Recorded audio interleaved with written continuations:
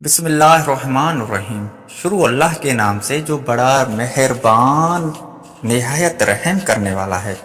ناظرین اکرام السلام علیکم، امید کرتا ہوں کہ آپ سب ٹھیک ہوں گے۔ اعتکاف رمضان المبارک کے آخری عشرے میں ہوتا ہے، یعنی 20ویں روز کی شام کو غروب آفتاب سے شروع ہوتا ہے اور عید کا چاند نظر آنے پر ختم ہو جاتا ہے۔ یہ اعتکاف سنت موقدہ اعلی الکافیہ ہے۔ حضرت عبداللہ بن عباس رضی اللہ تعالی عنہ سے روایت ہے کہ رسول اللہ صلی اللہ علیہ وآلہ وسلم نے اعتکاف کرنے والوں کے حق میں یہ فرمایا ہے کہ وہ گناہوں سے بچا رہتا ہے اور نیکیاں اس کے لیے جاری کی جاتی ہیں، ایسی نیکیاں کہ جسے عام طور پر نیکیاں کرنے والے کی ہر قسم کی نیکیاں کرتے ہیں۔ اعتکاف کی لفظی معنی ہے روکنا اور منع کرنا، جو کہ انسان اعتکاف میں اپنے آپ کو چند مخصوص باتوں سے روکتا ہے، اس لیے اسے اعتکاف کہتے ہیں۔ اعتکاف رمضان المبارک کے آخری عشرے میں ہوتا ہے، یعنی 20ویں روز کی شام کو غروب آفتاب سے شروع ہوتا ہے اور عید کا چاند نظر آنے پر ختم ہو جاتا ہے۔ یہ اعتکاف سنت موقدہ اعلی الکافیہ ہے، یعنی کسی بستی اور محلے میں سے ایک آدمی بھی اعتکاف کر لے تو سب کی ذمے سے اتر گیا، اور اگر بستی یا محلے میں کسی نے بھی اعتکاف نہ کیا تو وہاں کے تمام مسلمان گناہ گار ہو جاتے ہیں۔ مرد کے اعتکاف کا طریقہ یہ ہے کہ 20ویں روزے کی شام کو مغرب سے پہلے مسجد میں داخل ہو، پھر عید کا چاند نظر آنے پر مسجد سے باہر نکلیں۔ اس دوران کھانا پینا، سونا جاگنا، پڑھنا لکھنا سب کچھ مسجد کے ہی اندر کرے گا، البتہ ضروری حاجت کے لیے مسجد سے باہر نکل سکتا ہے۔ اگر بغیر غرض کے ایک لمحہ کے لیے بھی باہر نکلا تو اعتکاف ٹوٹ جائے گی۔ عورت کے اعتکاف کا طریقہ یہ ہے کہ وہ اپنے گھر کے کسی کمرے یا کسی کمرے کے مخصوص کونے میں ٹھہر جائے، وہیں کھائے پیے، وہیں سوئے، صرف ضرورت حاجت کے لیے اپنی جگہ سے باہر جا سکتے ہیں۔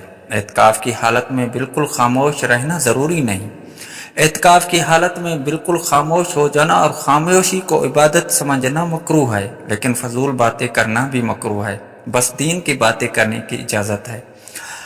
اب یہ بات بھی سامنے رکھنی چاہیے کہ اعتکاف کی حالت میں کیا کرنا چاہیے، تو اس میں عام حضرات کے لیے یہی مناسب ہے کہ وہ جو بھی نیک کام ہو کرے، مثلا نوافل پڑھے، قرآن حکیم کی تلاوت کریں اور درود شریف کثرت سے پڑھیں اور اچھی کتابوں کا مطالعہ کریں۔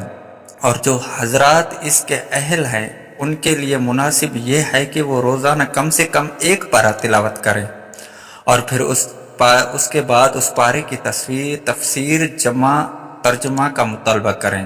جب ہم حضور اکرم صلی اللہ علیہ وآلہ وسلم کی حدیث مبارکہ مطالعہ کرتے ہیں تو ہمیں اعتکاف کے بڑے فضائل معلوم ہوتے ہیں، جس سے ذہن میں اعتکاف کی اہمیت پیدا ہوتی ہے۔ چنانچہ حضرت عائشہ صدیقہ رضی اللہ تعالی عنہا سے روایت ہے کہ رسول اللہ صلی اللہ علیہ وآلہ وسلم رمضان کے آخری عشرے میں اعتکاف فرمایا کرتے تھے، یہاں تک کہ آپ صلی اللہ علیہ وآلہ وسلم نے جب پردہ فرمایا تو ازواج محترمات امہات المومنین اعتکاف فرماتے رہے۔